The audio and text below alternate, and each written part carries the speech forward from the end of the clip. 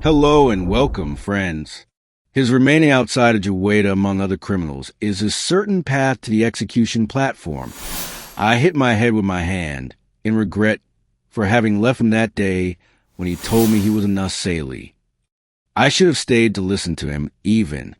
Then I put myself in his place in my imagination and him in my place. If I was a Nussaili woman wanting to become honorable and love an honorable man, if he helped me with that, I would become more persistent in achieving my dream. But if he abandoned me just for knowing that I am a Nussaili, I would become certainly worse. And my path to the execution platform would become faster. Despair is deadly.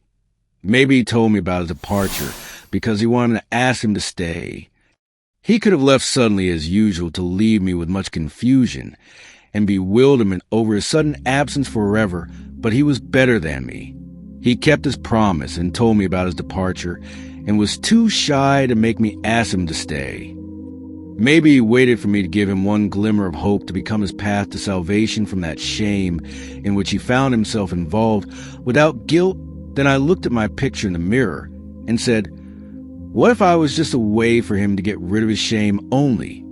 Not pure love, but love for some interest. But I went back and remembered his gestures to me when we were children in the yard. It is an innocent love that fate wanted to sprout in the land of our yard. Also, I did not see in him any. Sender meanness is one of the characteristics of these exploiters. When he realized he had to leave, he just told me that. I said, shaking my head affirmatively at my image in the mirror, I love him. And if love is an action, not a word, I should have asked him to stay and be his way to get rid of his shame that has followed him all his life. Then I imagined him in front of me in the room, looked at him and said, can you take the biggest gamble in our lives with me and live with me without committing any sin until you turn 50? Before he could reply, my mother's knocking on my room door interrupted my thoughts. So I flinched, then she repeated her knocking and called out to me. So I answered her, I'm here. Mother, I got up and opened my door. She said, your middle school test results have appeared, looked at her expectantly, and the Higher Institute for the Judiciary flashed in my mind. She completed in a calm voice, as if she knew that the dream of my life had evaporated. You have been selected to join the Higher Institute for Security Officers. The second blow in less than 2 months. My mother tried to comfort me, but I asked her to stay alone, closed my door, and returned silently to my bed. All my dreams related to the Bahat Juweta platform ended, and I had to submit to the exams of security officer school, perhaps because I was superior in the subjects related to rules of two neighbors more than the subjects related to science. Then I smiled to myself when my inner self told me about the positive side of my failure to catch up with the judge's school. I will never be the one to sentence Nadim to death as I imagined in my previous days. I found myself after short while not feeling the distress I expected to be in had I failed to achieve my dream. It was as if what happened to me in the past days had created a fortress inside me that was finally used to the successive shocks. Then I went out to my father and mother and did not talk about the matter at all, but we all ignored the matter and talked about things. Other funny things made us remember our joyful nights that we haven't tasted in many days. That I took the security officer school exams a few days later. The oral exam regarding my knowledge of the rules was easier, while I suffered a lot in the physical exam. But I succeeded in the end, and I had to join the school located in the city of Gabala, northwest of Jartin. 2 weeks after the exams, a new life I fully realized would be completely different from what I had lived before. What made exciting inside me was that I would be able to carry a loaded firearm after 4 years at the officer school. No one in Jartin, whoever they are, is allowed to carry firearms except security officers, a severe punishment for the honorable execution for women if they commit this crime. And my dreams began to form anew. Good for the security officer in Juweta, with a firm face and audible word carrying arrest handcuffs. And I started imagining myself in military clothes, but my mind remained attached to him, that young man who's been absent from me for 2 full months. He has escaped my verbal judgment on the platform. But will I be the one who arrests you one day, or what, you educated Nasli? Then the Day of Atonement for that month arrived, and I had been absent from the courtyard for the previous 2 months. Those who knew me or knew my mother congratulated me. Upon joining the higher school, on our way to Alba, then I laughed to myself when we arrived there, and found my foot wanted to take me east of the central eastern gate, as I was accustomed.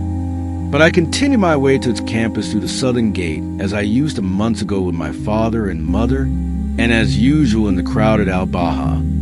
We reached its front with difficulty. I felt that I missed that place a lot, but I knew that I would miss it more in the coming months. That MY father told me that the higher school for officers would prevent me from civilian life throughout my 4 years of study, and I could not leave its walls except for a 2-week vacation once every 6 months. I did not find that matter to be a big difference for me. I did not have many friends anyway, and my father and mother showed me their happiness that I joined that school, and there was no Nadim anymore.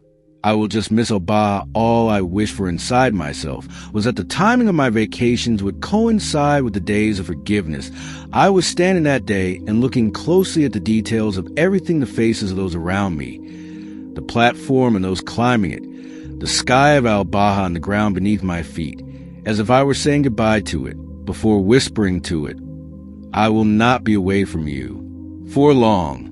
My friend, I do not know if I will really change after 4 years pass as everyone thinks, or if I will remain as I am, Gufran, with the same merciful heart that nothing ever changes. And the comedy shows ended, and the judge went up to the stage and issued a death sentence for a nasty man. At that point, I asked my mother and father if I could leave, and my mother frowned, but my father agreed. So she agreed in the end. I held her hand in mine to reassure condition that I would catch up with them in the chariot square when the ceremonies finished her. Then I found myself heading east among the crowds to the central eastern gate and past it toward the eastern meadow. Its breeze met me like a friend welcoming me after a long absence. So I filled my chest with its air and continued my way towards the dry river. It was not a day or two. It was a full year here. In a few seconds, I remembered all the conversations that took place between us at that place. He didn't talk much, but I used to love that long silence that always punctuated his speech. I wished the circumstances were better and that he was honorable like me, but we cannot achieve everything we wish for. I picked up a small stone and rolled it to the riverbank cliff as he used to do. Then I sat in my place on a small patch of dry grass, hugged my knees to my chest, and looked at the distant houses on the other side of the river's isthmus. And I immersed myself in my reverie and thoughts related to my previous days there. And the sound of gunpowder had echoed in the sky, waking me up from my reverie, before I suddenly turned around when I felt feet stepping on the grass behind me. And if I hadn't steadied my foot that backed away from the surprise and slipped, I would have fallen from the edge of the cliff after I found him standing behind me bare-chested, revealing his tattoo, as the rules stipulate that the nasty should reveal his tattoo after crossing 16. As long as he is in the city, the male reveals his chest, and the female reveals her left shoulder. As if all the words had flown from my tongue, I stood silent in front of him. Not a soul spoke a word. I thought about leaving, but that's not what my inner self wanted. I knew myself, with that feeling I had always loved that started running through my body after confusion, surprise, faded to joy and happiness different from any other joy and happiness. But I remained silent, and he remained silent too. Before saying with a frozen face, "I told you one day that I do not make a promise I cannot keep." So I told you about my departure as I promised you in advance, but I had also promised you that I would stay by your side forever, and he was silent. So I said sarcastically, "Which forever?" "Your years, until you come to the platform shackled?" He looked at me in embarrassment, so I continued as if apologizing. "Or your 50 years?" He was confused, as if he did not expect me to ask him such a question. Then he said, without introductions, while looking at the ground, "The rules of Jartin do not permit men to marry before reaching middle age." And she paused for a second and completed, "Would you accept to marry me if I reach my 25th year without a crime?" So I answered quickly without thinking, as if I had been waiting for him to utter that sentence without any other conversation. "Can you promise me that you will remain pure until you reach that age, then remain pure with me until the time of your departure?" So he nodded his head and said, "Yes, I will do it for your sake." I said, "Do you promise me that?" He said, "Yes, my lady." "I promise you." I said, "I am not your lady. Nadim, do it for my sake only, and I will remove this tattoo with a dagger in front of all the people of Jartin." He finally smiled and then said jokingly, "And if I break my promise?" I said very seriously, "I will kill you with the same dagger in front of the people of two neighbors too." Was it love or madness? I didn't understand myself at that moment. What I knew was that I was happier than ever before I accepted that challenge. I will not accept marriage to any Jartani man, as long as Nadim is alive, and if his remaining 9 years pass without him reaching the execution platform. Who else deserves to have a decent life? Then I asked him what he was doing. He said that he would spend his years teaching the women of the valleys what he learned in the schools of Jartin. I wondered, why don't they do like you? He answered me, "The mothers there see no benefit in knowledge as long as the fate is one my mother was different from them, and insisted on teaching me. And I will insist on teaching them science will be their only way to escape the Al-Baha platform." I was impressed with admiration by his words and said, "I see that you are optimistic." He said seriously, "I know it will be difficult, but it won't be harder than a promise to marry an honorable woman." She laughed and said, "And after the 9 years?" He said, "I will come to the city here to live with you." I said sarcastically about his desire to teach others among women. "And you leave your dream?" It was the first time I talked to him about his dream. So he said, laughing, "By then I will have taught those who can bear responsibility for my heirs." I said cunningly, "If so, we will live together in Judah after 9 years." He said, "Yes." "An honorable woman and an honorable man," I said warningly with my index finger. "Learn the rules well." He said, "Rest assured, I know them by heart and understand them. While I was very excellent in my studies, I only fail for your sake," she laughed, then informed him about her joining the officers' school in Kabbalah, and that she would be absent for 6 full months starting next week. So he said, "Well, I will wait for you here on the Day of Atonement of the 7th month from today." So she said, smiling, "And I will come for your sake." He said enthusiastically, "That day I will tell you how much I have learned about women." She laughed at the enthusiasm with which he spoke, then the music of the courtyard quieted. So she realized that the ceremony was about to end. So she extended her hand to him as she was leaving and said with all honesty, "I hope you keep your promise to me, my friend." He said, "I will do that." So I nodded my head, then left toward the courtyard alone and headed to the carriage square and boarded our carriage waiting for my father and mother until they came. A short time later, my mother asked me what I had done. I told her I had only wandered nearby. I did not tell her anything about Nadim. That promise from that moment became something that concerned the two of us only. It did not concern anyone else. It will not come out of me until the Day of Atonement, after 9 years at that. Time I will announce in front of all these people that boy whom I loved and who loved me has become honorable like them, enjoying the full rights of the people of two neighbors for what he did for me all those years. Still remember my first day at officer school. My father insisted on taking me there in his carriage. We set off from Juwaida at exactly midnight and arrived in Kabbalah by the afternoon of the next day. It was the first time I saw the Great Wall of Jartin with my naked eyes after the road passed alongside it there. It was much larger than my mind had imagined throughout my past years, so much so that my mouth remained open in awe of the magnificence of its construction and its massive stones, one of which would crush 20 men if it fell on them. As for Kabbalah, it was a very small city compared to Juwaida, but its streets were much wider and less crowded. And there my father stopped in front of an iron gate in the middle of a high brick wall that extended far on both sides and carried a number of towers at equal distances, with a soldier carrying his firearm in each tower. It was none other than my new school. My father bid me farewell and promised he would come and take me home after 6 months. So I bid him farewell and left the carriage and walked in my dress, the one I met Nadim in for first time, carrying my bag toward the gate. Then the soldier standing at the nearest watchtower suddenly shouted, before the iron gate opened wide in front of me for me to cross inside with slow, cautious steps, my heart beating strongly as if I had crossed into another region of my life. I thought I would find someone to welcome me immediately upon my arrival. But as soon as I entered, everything became very fast. Go there to finish preparing your enrollment papers. Go there to receive your military clothes and military shoes. Go there for the tailor to narrow your sizes. Then came my biggest shock. Go there to cut your long hair, and there I stopped. What? My hair length reached below my waist. I do not want to cut it. So the security officer shouted at me when I hesitated. Come on, do not waste your time. Then someone unfolded my wrapped hair and cut it in a few seconds. It barely reached my shoulders.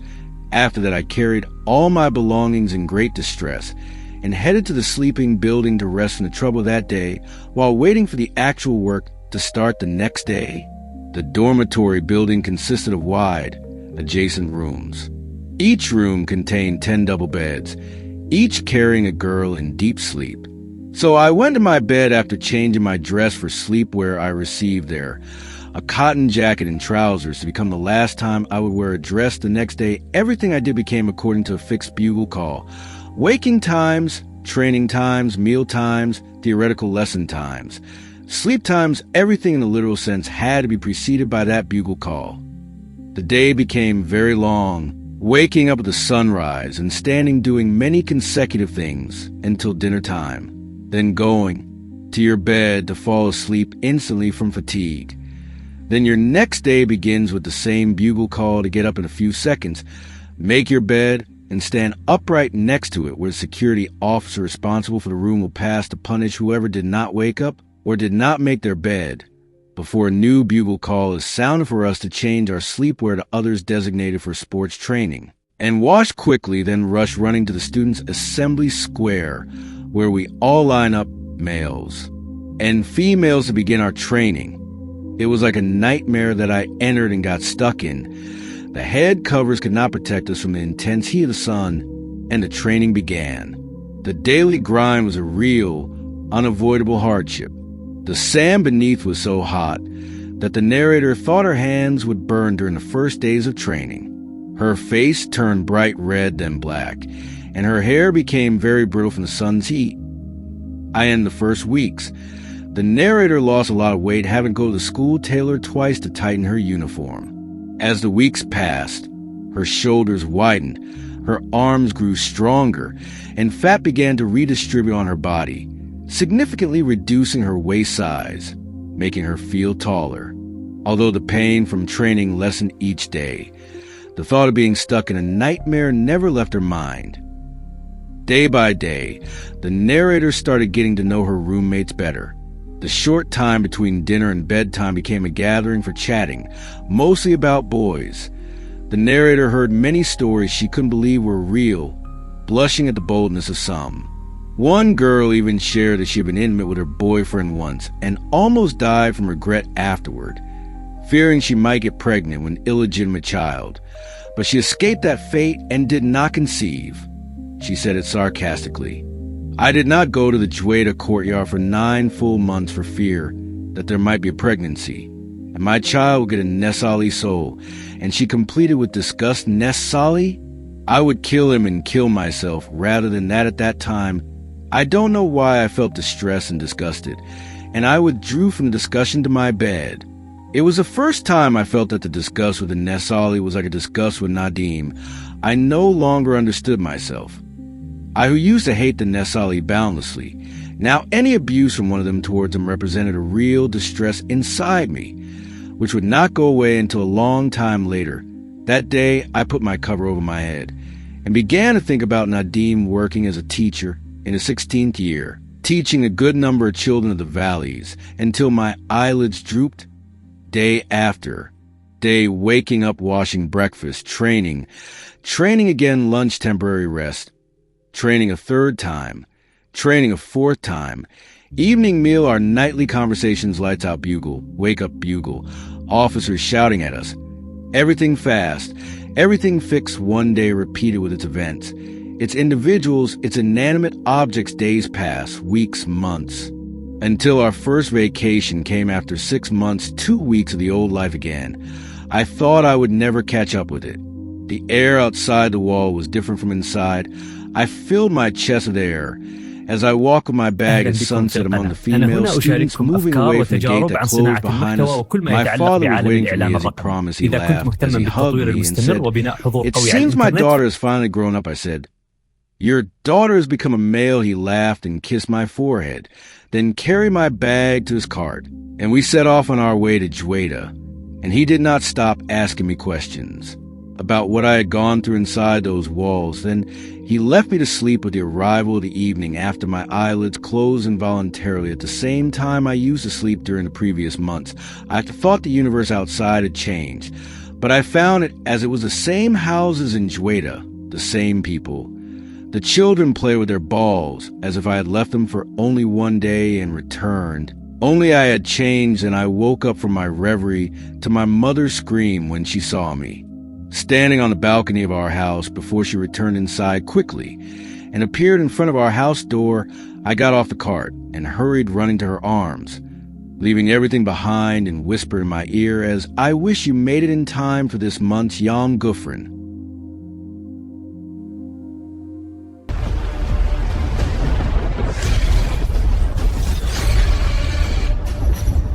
The darkest hour.